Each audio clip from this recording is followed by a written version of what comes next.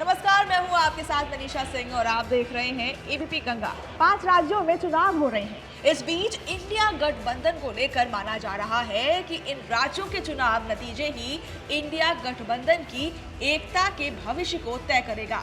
खास तौर से मध्य प्रदेश चुनाव में सपा कांग्रेस के बीच आई खटास के बाद इसका सबसे ज्यादा असर उत्तर प्रदेश की राजनीति पर देखने को मिलेगा। यूपी में कांग्रेस को कितनी सीटें मिलेंगी, ये इन राज्यों में कांग्रेस के प्रदर्शन पर निर्भर करेगा। 5 राज्यों में विधानसभा चुनाव के नतीजे यूपी में इंडिया गठबंधन के भविष्य को तय करेगा।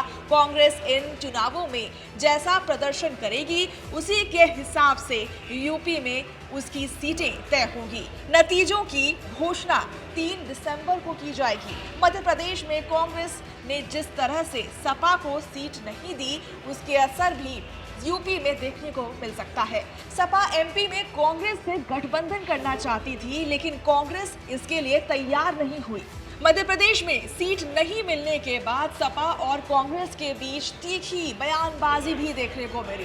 कांग्रेस के रवैये से नाराज सपा ने एमपी की 70 सीटों पर अपने प्रत्याशी उतार दिए और जमकर चुनाव प्रचार भी कर रहे हैं। अखिलेश यादव ही नहीं, डिंपल यादव भी लगातार सपा के समर्थन में चुनाव प्रचार करने में जुटी हुई है। इधर राजस्थान में भी सपा 5 सीटों पर कांग्रेस को चुनौती दे रही है। रालोद भी कांग्रेस से उतनी खुश नहीं है। कांग्रेस ने राजस्थान में जयंत चौधरी की पार्टी को सिर्फ 1 सीट दी है।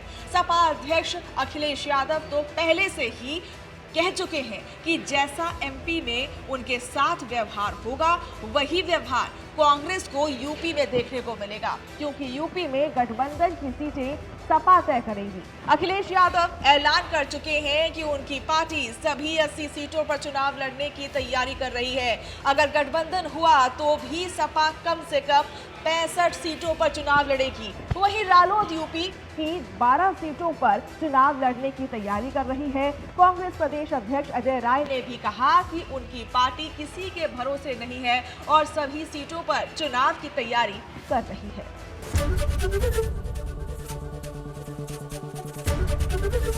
एबीपी गंगा, खबर आपकी, जुबान आपकी।